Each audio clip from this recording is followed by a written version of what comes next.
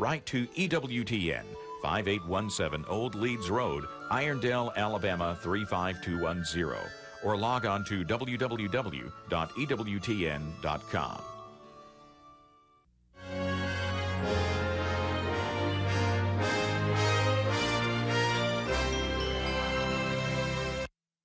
As Ukraine's new leader visits the White House today, a young Ukrainian woman here in D.C. worries about her loved ones back home.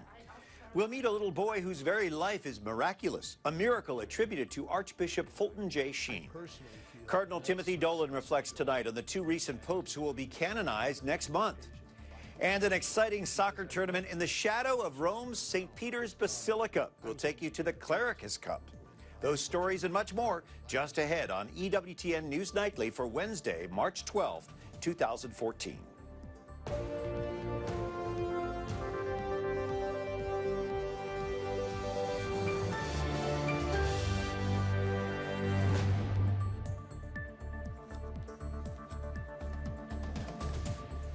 Thank you for joining us. I'm Brian Patrick in for Colleen Carroll Campbell. We begin tonight looking at News Now. President Obama welcomed the Ukraine's new prime minister to the White House today, hoping to find a solution to the continuing crisis in the Ukraine. That crisis is testing relations with Russia. EWTN News Nightly's Wyatt Spencer is outside the White House this evening. Wyatt, it sounds like the Ukrainian president isn't holding back in describing other problems in his home country to President Obama. Yeah, Brian, the Prime Minister Arseniy Yatsenyuk says that Ukraine needs help from the West in defending themselves against Russia. He said, quote, military aggression has been used against our country, and he wanted to bring that message directly to the president today. The meeting comes just 4 days before a scheduled referendum in the Crimean region of Ukraine. That vote is to supposedly determine whether the people of Crimea want to break with their country and become part of Russia. But both the president and the prime minister say that upcoming referendum, if it happens, is not legal. President Obama made it clear today that he and his administration support the Ukraine in the conflict. We have been very firm in saying that we will stand with Ukraine and the Ukrainian people in ensuring that territorial integrity and sovereignty is maintained. I think we all recognize that there are historic ties between Russia and Ukraine. And 39-year-old Prime Minister became head of the Ukrainian government by a vote back in Parliament back on February 27th. That's the same day pro-Russian gunmen seized government buildings in Crimea. Meanwhile, back here in the U.S., there's still a lot of concern both about the recent protest as well as now, more recently, what some are calling a Russian occupation. And that includes a lot of Ukrainians living here in D.C. who are worried about their friends and family back home.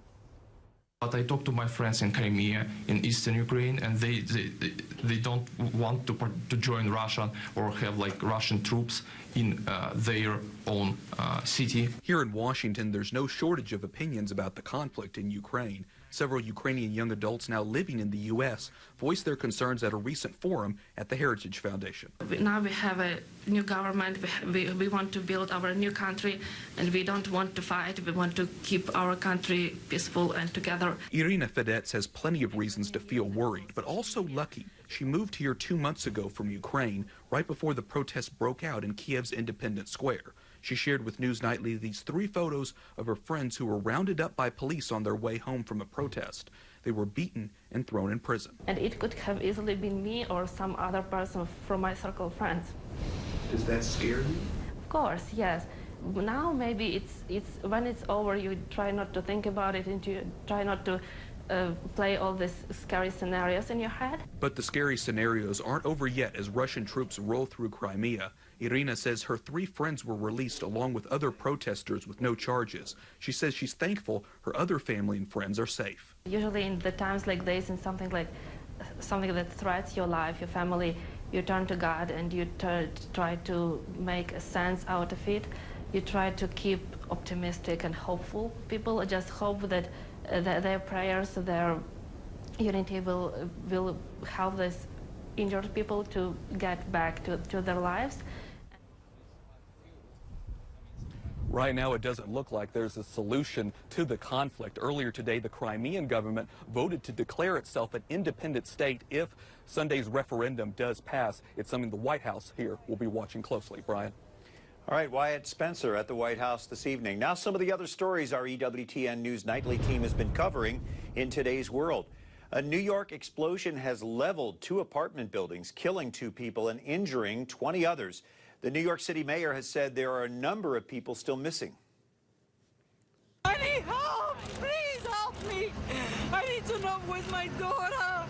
This is a tragedy of the worst kind because there was no indication in time to save people. We know we've lost 2 people already. A gas leak was reported 15 minutes before the blast, but energy company Con Edison isn't speculating if that gas leak may have caused the explosion.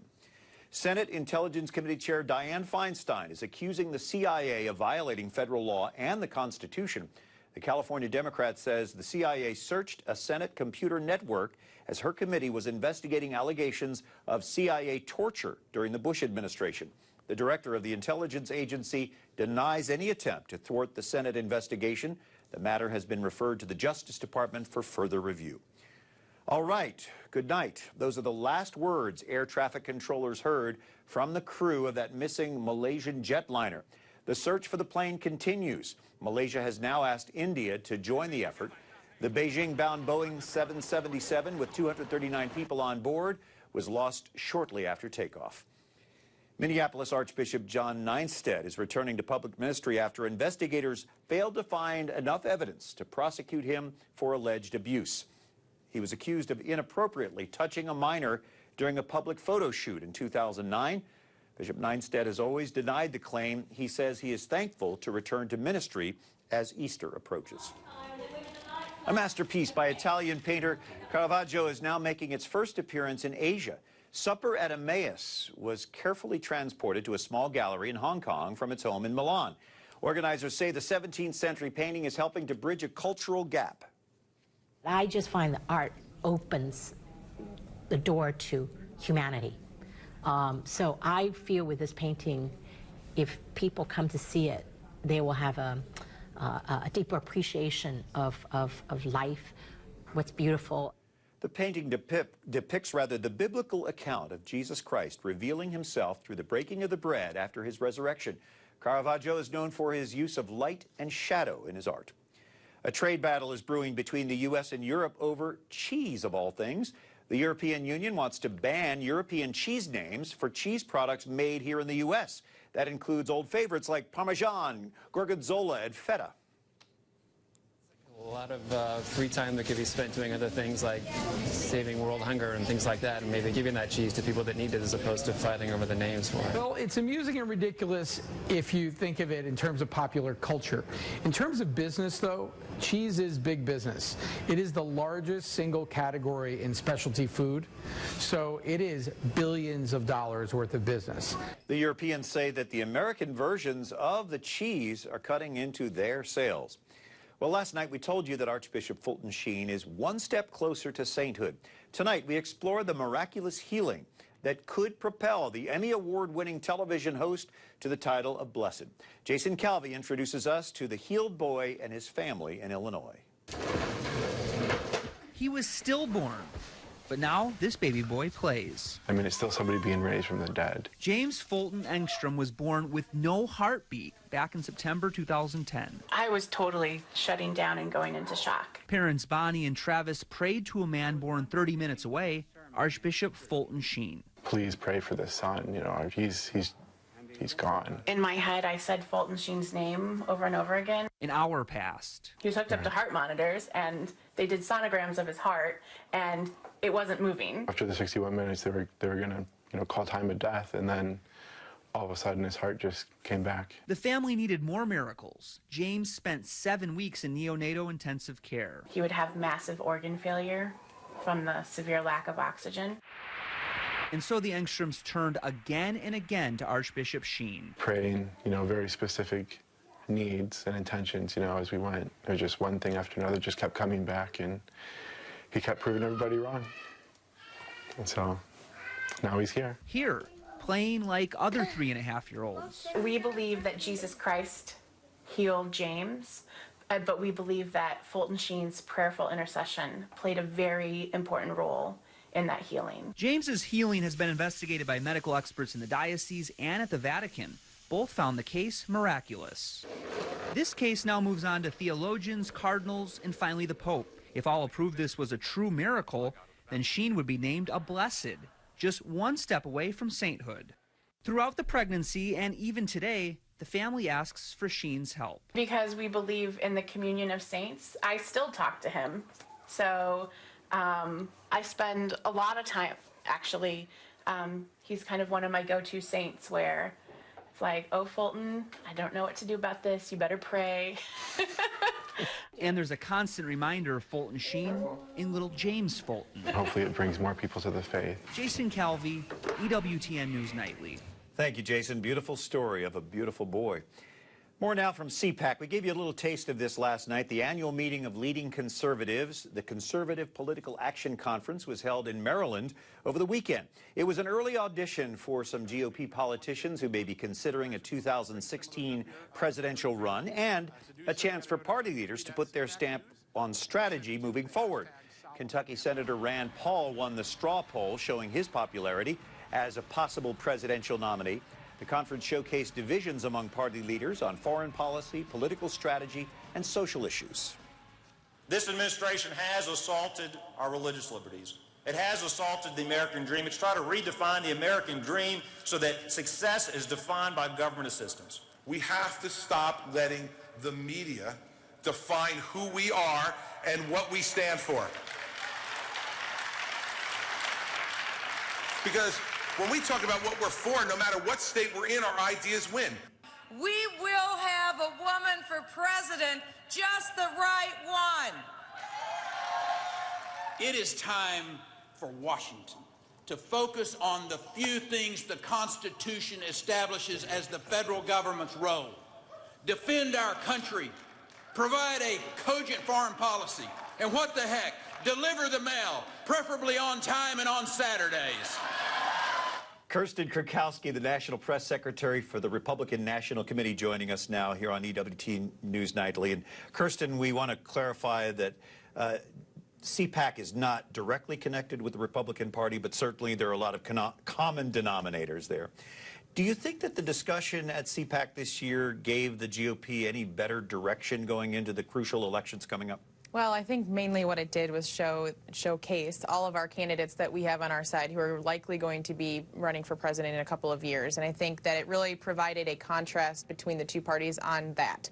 We have a lot of good leaders who have a lot of good things to say, and we're having that conversation in our party right now ahead of 2016, when obviously all the voters are going to be tuning in. And so, you know, on the other side, I think that we have, you know, a different set of candidates who maybe we've all seen before, and you know, the Democratic Party is going to work from that, but I think we feel very good about what CPAC kind of showcases our leadership right now.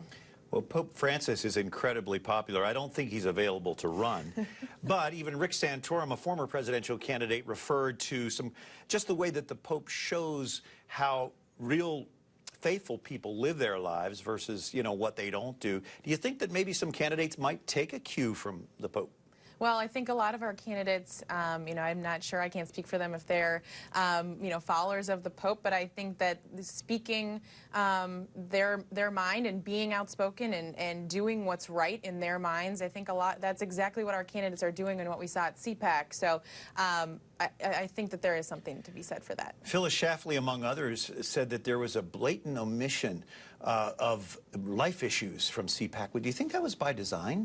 I highly doubt it. I do not know what the organizers had in mind, or you know, what they're you know, behind the scenes. But I do know, as a party and as a conservative movement, life is an important issue, and it's something that I know my boss at the Republican National Committee, our chairman, it's in our platform, and he talks about it regularly. So I highly doubt that it was an omission on purpose, and I don't know that I agree that it was generally omitted either. So you know, a good question, but I think something the conservative movement and Republican Party stands for. Yes, she called it a glaring omission. But we appreciate your analysis, Kirsten. Thank you for joining us. Of course, thank you. Coming up, while the Pope's away, the seminarians will play. Soccer, that is. We take you to a big tournament going on in Rome. And Cardinal Timothy Dolan's thoughts as Popes John Paul II and John the 23rd become saints. He'll share his personal memories with you.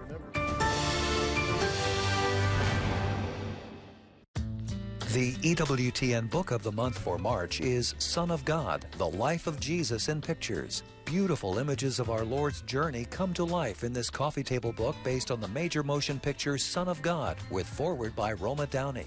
It's available for purchase through the EWTN Religious Catalog website, EWTNReligiousCatalog.com, 24 hours a day, 7 days a week.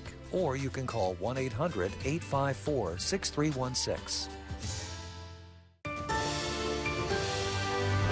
It is good to have you with us for this Wednesday edition of EWTN News Nightly, March the 12th, the first full week of Lent.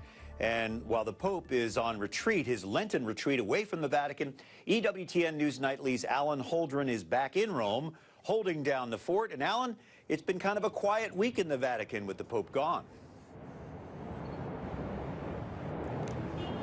That's right. This is a quiet week. We've got a Vatican holiday tomorrow for the anniversary of his election last year. And, you know, it provides an opportunity for people to look back at the major moments of this last year, his first as pontiff, and the surprises, the accomplishments, the interesting facts, but then also a chance to look forward to year two, what the major moments will be. We've got the end of Lent coming up with Holy Week and Easter. There'll be thousands of people joining the Pope for celebrations. There's the week after that, the canonizations of two former popes by Pope Francis.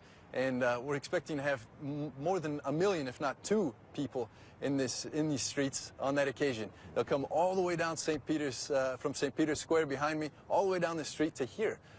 We have 2 major papal trips on the schedule. We've got the Holy Land coming up this spring, and we've got Korea in August. And intertwined in all of this are the ongoing Vatican reforms and the day-to-day of the Pope.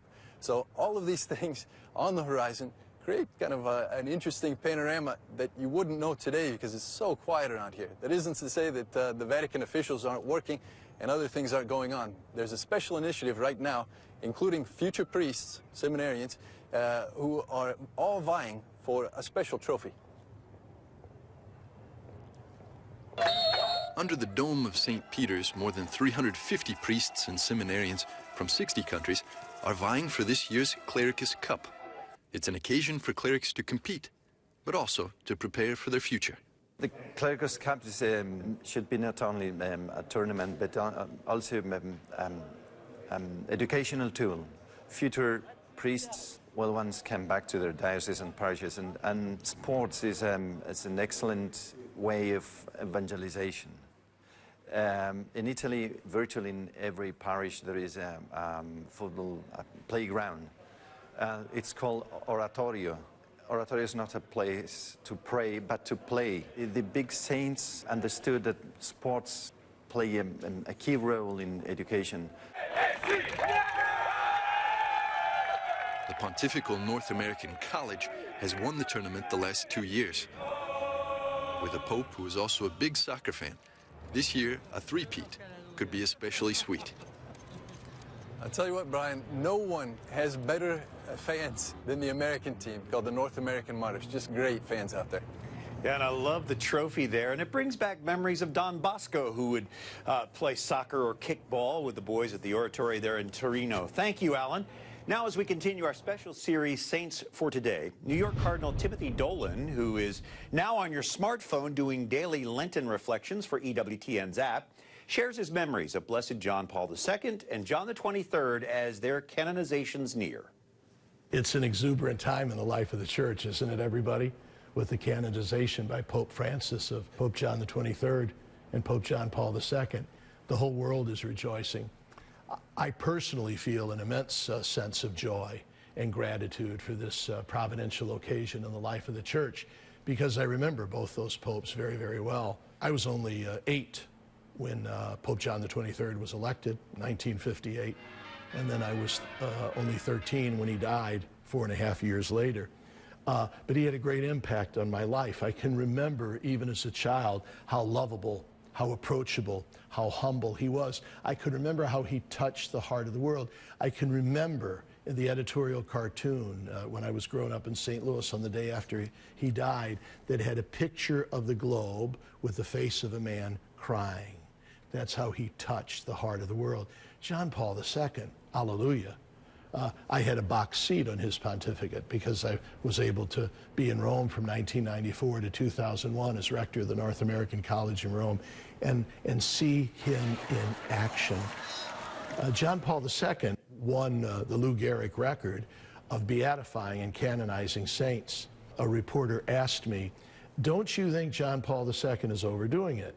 Don't you think he's terribly impractical to imply that all of us can be saints? And I said just the opposite. He's reminding us of the universal call to holiness. He's reminding us that sanctity, with the grace and mercy of God, is possible. Virtue, perfection, heroic sanctity, they're possible with God's grace and mercy. We're called to do it too. And now to think that this man who inspired the world is now being raised to the altar. This to me is an answer to prayers. This to me is using the classroom of the church, God bless Pope Francis, the classroom of the church to teach the world, to model their lives, our lives, on these two great popes, St. John the 23rd, St. John Paul II. Does it ever feel good to be able to call them saint? What a great communicator, Cardinal Timothy Dolan, and the beautiful images that we've enjoyed. We'll continue our Saints for Today series throughout the weeks leading up to the canonizations. And as we've been talking about tomorrow's first anniversary of the election of Pope Francis, we want you to catch the world over with Raymond Arroyo this week. Raymond welcomes Robert Royal from the Faith and Reason Institute and Father Gerald Murray. They'll look back at Pope Francis' first year. The World Over Live with Raymond Arroyo, Thursday at 8 p.m. Eastern, right here on EWTN. Check your local listings for times when the show re-airs. To commemorate Pope Francis' election, the U.S. Conference of Catholic Bishops has issued a statement thanking our Holy Father. They said the Pope sets an example in fundamental gospel values like helping the poor. This week, faith and policy leaders are gathering here in Washington to talk about getting clean water, one of the most basic needs to the world's poorest nations. We have two of those leaders with us, Pamela Shao from World Vision Tanzania, and Eugene Cho, the founder of One Day's Wages. We know you have a busy schedule here in Washington. Thanks for taking the time to be with us on EWTN News Nightly. Thank you. Pamela, tell us about Tanzania and the people there who don't have access to the basic of clean drinking water. Thank you very much, Brian. Statistics tell us that almost 80% of the Tanzanian population live in rural areas. And when you live in rural areas, it means you lack access to some of the most basic necessities, including water. So children are dying of preventable diseases like diarrhea, pneumonia, and women have to spend hours and hours searching for water. Basically, it's that things that would have taken 5 minutes do take a whole day because of the searching for water. And when we talk about water, it's water. It's not clean, it's not safe. So that is the kind of conditions that most people in the rural areas in Tanzania are living in at the moment. Yes. So you are here with this World Vision gathering along with Eugene. Tell us about One Day's Wages. Well, One Day's Wages is a small grassroots humanitarian organization that my wife and I, our family, started in response to seeing some of the things that Pamela just described to you. And as a family, we wanted to do more than just love the idea of doing good. And I think that's the challenge for many people, is that it's easy for us to just love the idea. And we felt convicted to, we say this not to sound boastful, but to give up a year's wages and then challenge people around the world to give up 1 day's wages. And part of that goes to water projects all around the world. So is this a problem that we as people need to address, or is it something the government should take care of? Well, this is it's for everyone. It's for governments, non-profit organizations like World Vision, and World Vision is one of the largest non-profit organizations that is working in providing clean water in the developing countries, and we have the opportunity to work with organizations and people like Eugene, and I think it's for everyone, yes. And World Vision will be active on Capitol Hill the next couple of days. That's right. You know, when you're speaking about 768 million people not having access to clean water, it really requires everyone to get involved. And so at this conference, there's some training going on, and tomorrow we'll be on the Hill meeting with representatives and Congress folks about this Water for a Clean Act that's going on right now. All right, Eugene Cho and Pamela Schau, thanks for joining us here on EWTN News Nightly. Thank you very much, Brian. Up next tonight, another new survey from Pew, this time on the millennial generation. We'll discuss what the data tells us about these young men and women. And we look back at Pope Francis's incredible first year as the Vicar of Christ. This week on the world over, it's the first anniversary of Pope Francis' election to the papacy. In honor of this event, Raymond welcomes Robert Royal from the Faith and Reason Institute and Father Gerald Murray for a look back at Pope Francis' first year. Thursday at 8 p.m. Eastern on the World Over Live with Raymond Arroyo. You're watching EWTN News Nightly. Thanks for joining us. I'm Brian Patrick, and Pew Research Center's come out with a survey on millennials. These are ages 18 to 33, and we're learning that half of millennials describe themselves as politically independent. About 1 in 3 say they're not affiliated with any religion, and they're staying away from another core institution. Just 26% of this generation is married, but they're very active on social media. Quote, digital natives. Their average number of Facebook friends, 250. Sherif Girgis is a co-author of What is Marriage? He's a millennial himself. He joins us now. And this is a fascinating generation. They seem to be marching to their own drumbeat here. I think that's fair. I think if you look at the indicators, whether they're cultural, political, self-identity, practice of everyday life, the common theme is individualism. But they're not attached to religion in marriage. That can't be good for society. It's not. I think one aspect of expressive individualism, seeing the individual fulfillment as primary, is losing sight of the social importance of all the institutions between the person and the state, which have been so critical to Catholic social thought, the family, religious communities, voluntary organizations. So they're socially liberal but politically independent. That sounds a bit of a contradiction. There is some of that, but it's actually a little more complicated. So they're more in favor of redefining marriage. They're more in favor of the legalization of marijuana. They're less in favor of abortion than older generations and than they were previously. And the same thing, and they're more in favor of guns rights. So again, the theme is really individual rights, anything that can be cast in those terms, but an undermining of the importance of social institutions in supporting individual well-being. And even more contradicting to me is that they're less trusting, but yet they're optimistic about the future. Yeah, the optimism seems to be not tied to anything in current conditions. So they're less trusting of everybody. Only 19% say you can trust the average person that you run into, and lower marriage rates than ever before, and certainly than other generations. But also this sense that somehow possibly the state will make it better. That's actually another thing that comes through in the data, the sense that government needs to be relied on for a lot, which I think is just the flip side of losing sight of the great value for society of the smaller forms of community, the family and otherwise. Of course, America is often referred to as the great melting pot, and this is really the case. This generation is the most racially diverse in our history. That's right, and I think that's part of what's being cast as the socially liberal direction of it, and that's, of course, a good thing. But I think while we look more social in certain ways, you mentioned the higher number of Facebook friends and so on, we're actually receding from community in other ways. So while we're also the most likely to pull out our phones at dinner, to post a selfie on Facebook, or make our social presence in these media forms center around us as individuals. Well, thank you for giving that perspective as a millennial of the millennials. We appreciate you, Sherif. Thank you. Thanks. Well, speaking of millennials and social media, many are taking to Twitter to thank Pope Francis for the first year as pontiff. And you can too. Just use the hashtag #ThankYouFrancis. One website, graziefrancesco.com, is even gathering all these tweets to show gratitude for our Holy Father. We invite you to watch us for 3 nights next week, Tuesday, Wednesday, and Thursday, starting at 6 Eastern. Meanwhile, talk to us on Twitter, like us on Facebook, and you can even catch us on the go. Just download EWTN's free app.